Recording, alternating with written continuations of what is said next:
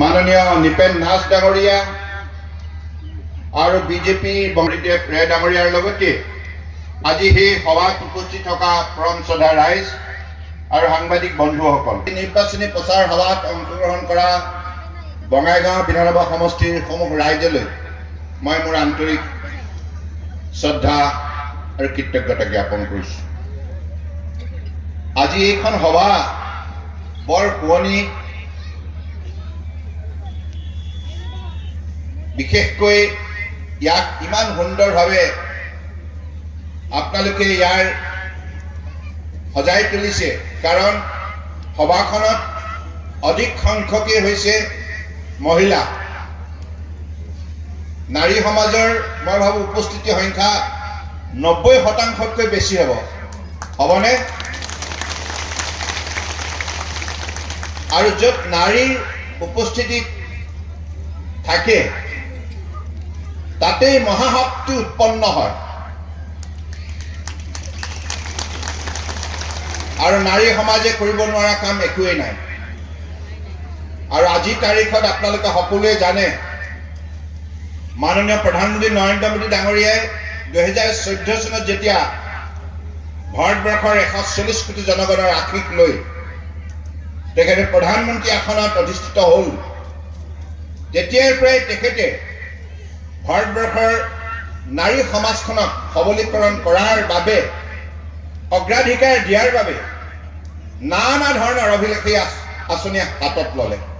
বেটী বচাও বেটী পঢ়াওৰ পৰা আৰম্ভ কৰি বিভিন্ন কাৰ্যসূচীৰে আজি লাখপতি দিদিলৈকে নাৰী সমাজৰ উন্নয়নৰ বাবে, নাৰী সমাজ যাতে উপাৰ্জনৰ ক্ষেত্ৰত স্বাৱলম্বী হয়, নাৰী সমাজে যাতে আনৰ ওচৰত হাত পাতিব লগা নহয়, আত্মনিৰ্ভৰশীল হয়, তাৰ বাবে কেন্দ্ৰীয় চৰকাৰৰ বিভিন্ন আঁচনিৰ লগতে অসম চৰকাৰেও বিভিন্ন আঁচনি অৰুণোদয়লৈকে ৰূপায়ণ কৰাৰ ফলত আজি অসমৰ শদিয়াৰ পৰা ধুবুৰীলৈকে বৰাক ব্ৰহ্মপুত্ৰ পাহাৰ ভৈয়ামত আজি প্ৰতিটো অঞ্চলতে, প্ৰতিখন গাঁও, প্ৰতিখন চহৰত, সকলো স্থানতে আজি নাৰী সমাজে নিজৰ শক্তি প্ৰদৰ্শন কৰাৰ ক্ষেত্ৰত সফলতা অৰ্জন কৰিছে। কংগ্ৰেছৰ দীৰ্ঘদিনীয়া কাৰ্যকালত প্ৰায় 55 বছৰ তেখেতসকলে ৰাজত্ব কৰিলে। কংগ্ৰেছ দলটো ৰাজ্যতো চৰকাৰত আছিল, কেন্দ্ৰতো চৰকাৰত আছিল। ইমান দীৰ্ঘদিন, এটা দশক দুটা দশক নহয়, প্ৰায় 6টা দশক ইমান দীৰ্ঘদিন শাসনৰ বাগজুৰি হাতত লৈও ভাৰতবৰ্ষৰ নাৰী সমাজক অগ্ৰাধিকাৰ নিদিলে।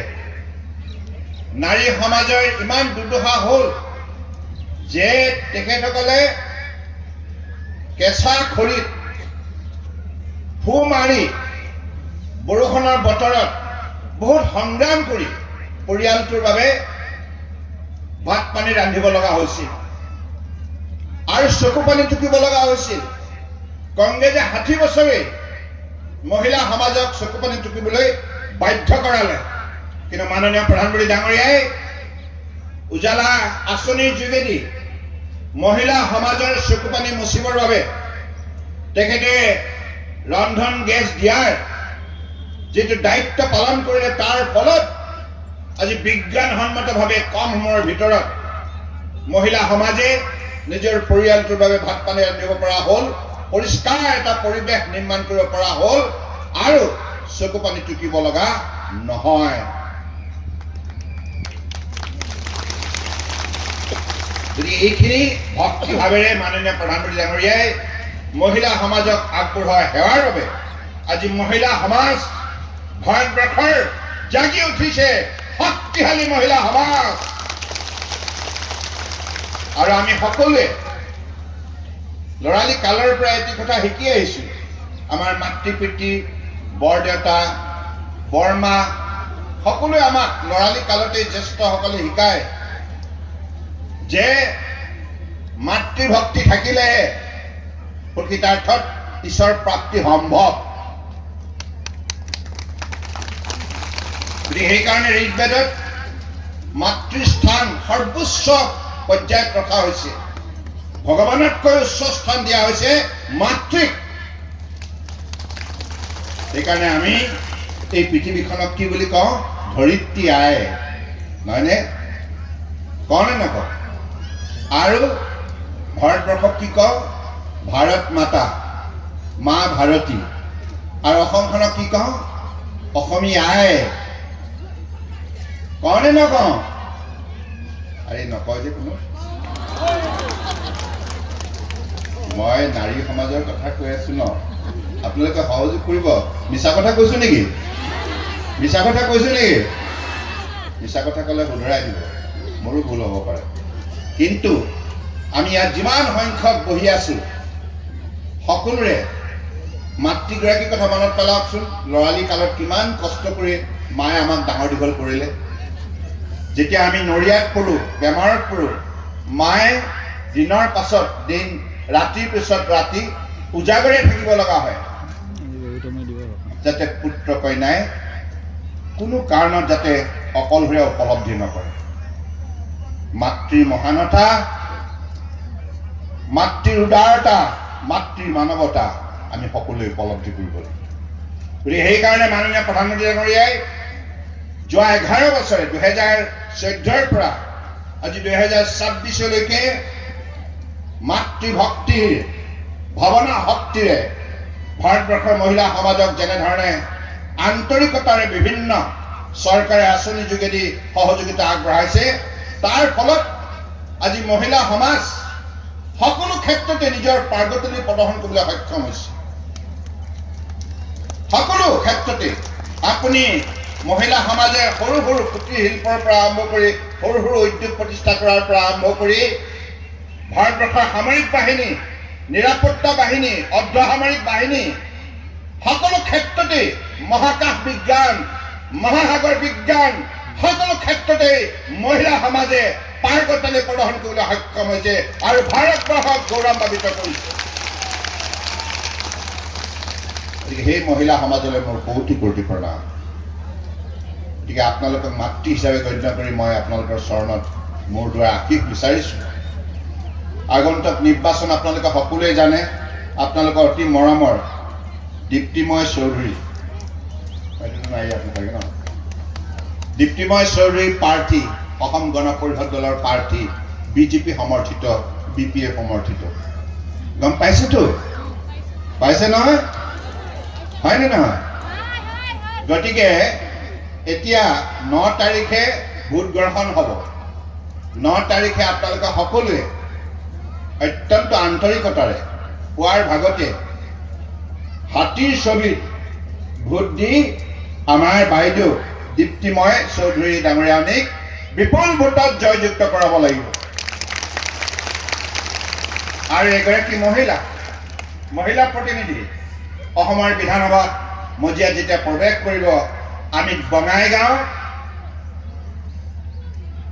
বিধানসভা সমষ্টিৰ মহিলা সমাজ আমি গৌৰৱান্বিত হ'ম। অসমৰ মহিলা সমাজ গৌৰৱান্বিত হ'ব। গতিকে সেইবাবে আমাৰ বিজেপি আৰু মিত্ৰজোঁট AGP BPF মিলিত প্ৰচেষ্টাৰে এইবাৰ বিধানসভা নিৰ্বাচন আমি প্ৰতিদ্বন্দ্বিতা কৰিছোঁ। আমাৰ লক্ষ্য যে আত্মনিৰ্ভৰ ভাৰত নিৰ্মাণ কৰিব লাগিব। গতিকে আত্মনিৰ্ভৰ ভাৰত নিৰ্মাণ কৰিব লগা হ'লে আত্মনিৰ্ভৰ অসম হ'ব লাগিব। আত্মনিৰ্ভৰ অসম হ'ব লগা হ'লে আত্মনিৰ্ভৰ বঙাইগাঁও হ'ব লাগিব। আত্মনিৰ্ভৰ মানে কি? সকলো ক্ষেত্ৰতে আমি উপাৰ্জনৰ ক্ষেত্ৰত যাতে আমি কাৰো ওচৰত দুৰ্বলতা প্ৰকাশ কৰিব নালাগে।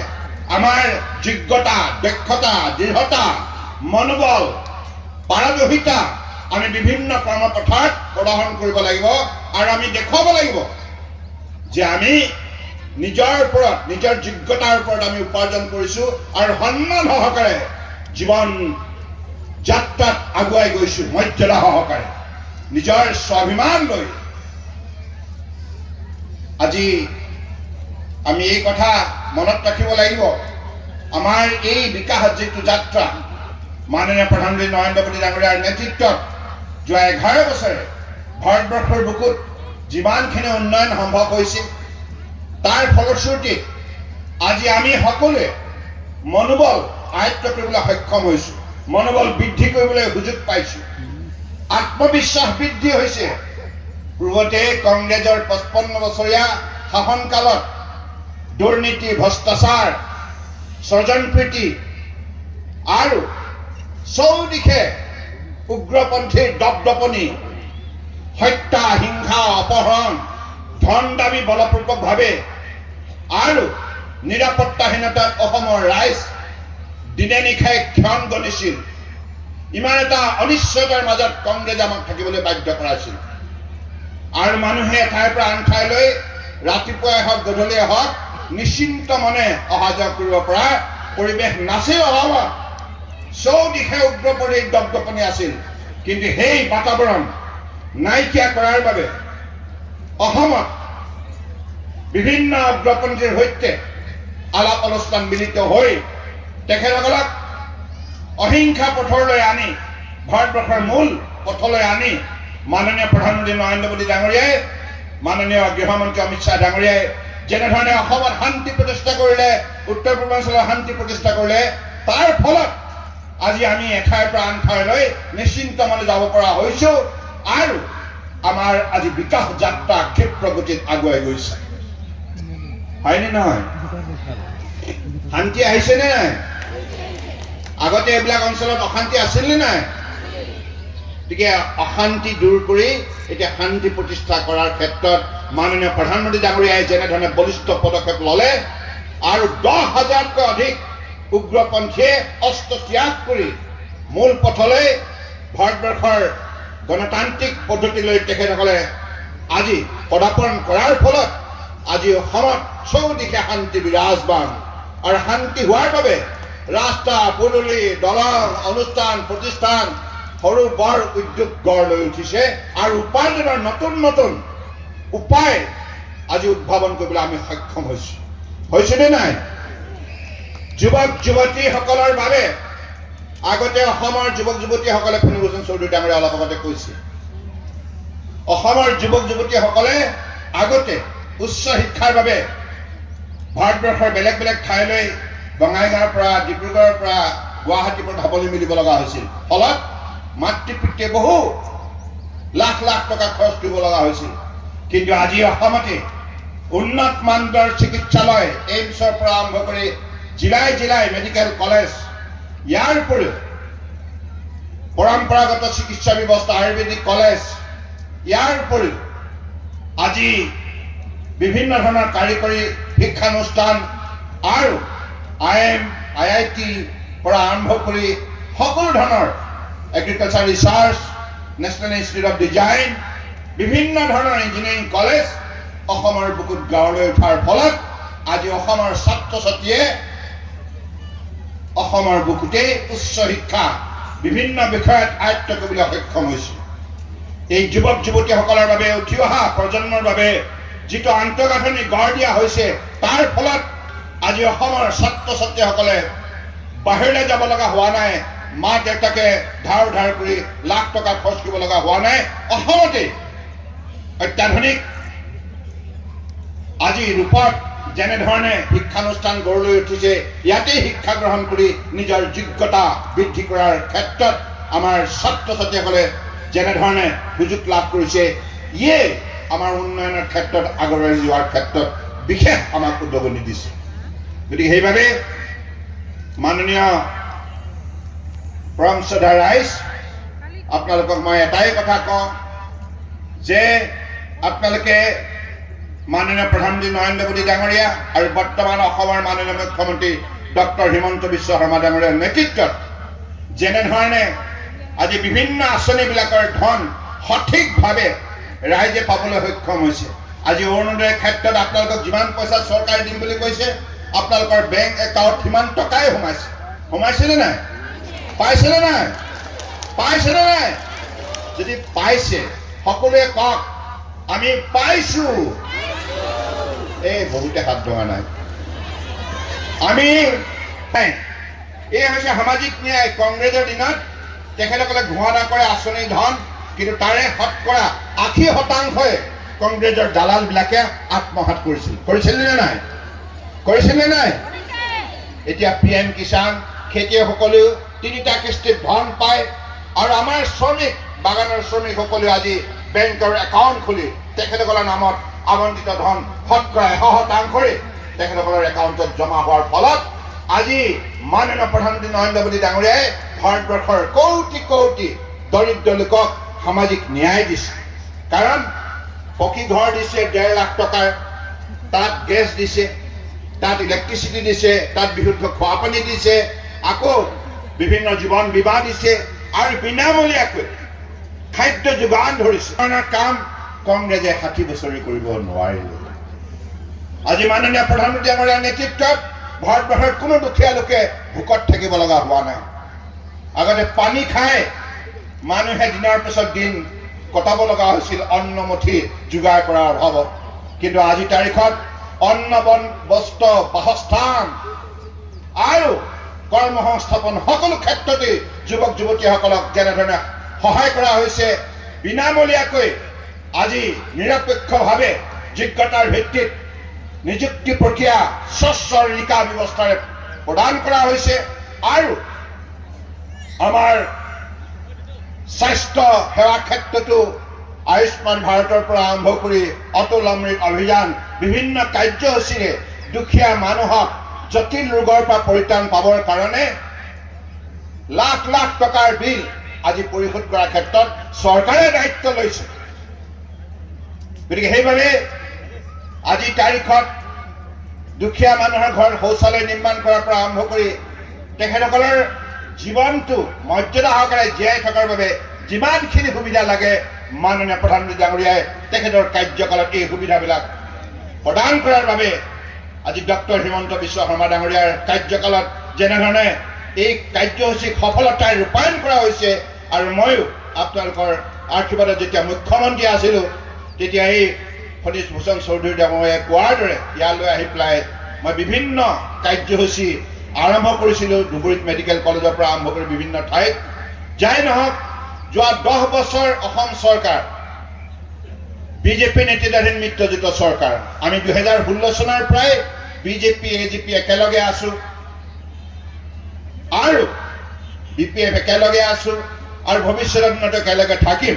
গতিকে সেইবাবে এই যিটো NDA চৰকাৰ অৰ্থাৎ মিত্ৰজোঁট চৰকাৰ, এই চৰকাৰে আগন্তুক দিনত এই সংকল্প লৈছে যে অসমৰ খিলঞ্জীয়া ভূমিপুত্ৰসকলক সকলো সময়তে সকলো ধৰণে নিৰাপত্তা নিশ্চিত কৰা হ'ব আৰু এই নিৰাপত্তা নিশ্চিত কৰাৰ বাবে 2016 চনৰ পৰাই কাজিৰঙাৰ উচ্ছেদ অভিযানৰ পৰা আৰম্ভ কৰি মহাপুৰুষ শ্ৰীমন্ত শংকৰদেৱৰ জন্মস্থানৰ অবৈধ বেদখল উচ্ছেদ কৰাৰ পৰা আৰম্ভ কৰি বিভিন্ন ঠাইত উচ্ছেদ অভিযান বিজেপি নেতৃত্বাধীন চৰকাৰখনে কৰাৰ ফলত আজি অবৈধ বিদেশী দপদপনি অসমত নাইকিয়া হৈছে। আমি 2016 চনত কৈছো আমাৰ অসম আমাৰ মাটি আমাৰ অধিকাৰ, আমাৰ অসম আমাৰ মাটি আমাৰ অধিকাৰ, ইয়াত কোনো বিদেশী দপদপনি নচলিব, হয়নে নহয়? গতিকে ইয়াত আমি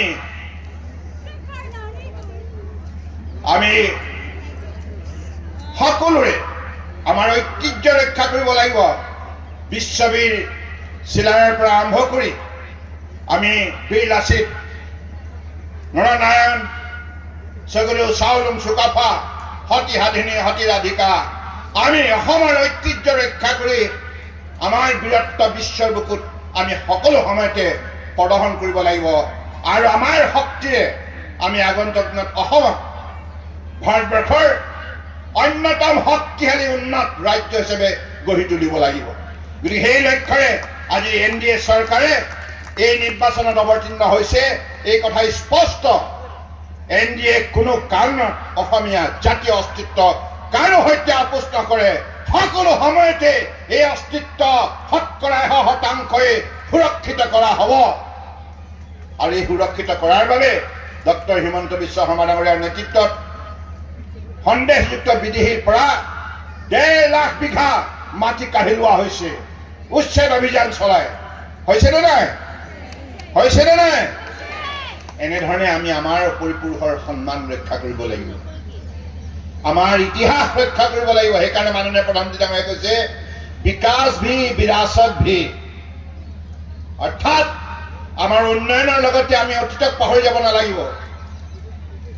অতীতৰ বীৰ বীৰাংগনাসকলে আমাৰ ভৱিষ্যত নিৰ্মাণ কৰিবৰ বাবে যিখিনি মহান কাম কৰি গৈছে, আত্মবলিদান দি গৈছে, সেইসকলৰ পবিত্ৰ স্মৃতিত আমি আগন্তুক দিনত একবিংশ শতিকাত দৃঢ়তাৰে আগুৱাই যাব লাগিব।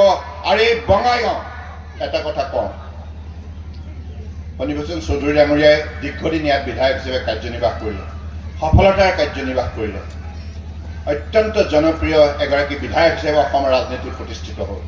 হ'লনে নাই? হ'লনে নাই? আজি তেখেতৰ বাইদেউ দীপ্তিময় চৌধুৰী ডাঙৰীয়ানী উপনিৰ্বাচনত আপোনালোকে তেখেতক আশীৰ্বাদ দিলেনে নাই? দিলে নহয়? এইবাৰ আপোনালোকে দিব লাগিব দেই। দিবনে নাই? দিবনে নাই? তেতিয়াহ'লে মোৰ সৈতে এটা শ্লোগান দিব লাগিব, দীপ্তিময় চৌধুৰী জিন্দাবাদ, দীপ্তিময় চৌধুৰী জিন্দাবাদ, দীপ্তিময় চৌধুৰী জিন্দাবাদ, বিজেপি এজিপি বিপিএফ জিন্দাবাদ, বিজেপি বিপিএফ এজিপি জিন্দাবাদ। এতিয়া আপোনালোকে জিন্দাবাদ দিলে নহয়, কিন্তু ভোটটো পুৰা দিব লাগিব দেই। আৰু ছবি কি? হাতী, হয়, পাহৰি নাযাব দেই। হাতী ছবিত ভোট দিয়ক। শেষৰ সকলে যোগাযোগ কৰা নাই, মই একদম শেষৰ গৰাকীক কৈছো দেই, দয়া কৰি সহযোগ কৰকচোন অলপ সময়। হাতী ছবিত ভোট দিয়ক, হাতী ছবিত ভোট দিয়ক, হাতী ছবিত ভোট দিয়ক। দীপ্তিময় চৌধুৰী জিন্দাবাদ, দীপ্তিময় চৌধুৰী জিন্দাবাদ। ভাৰত মাতা কি, ভাৰত মাতা কি, ভাৰত মাতা কি জয়। অসম, জয় অসম, জয় অসম, জয় অসম। বন্দে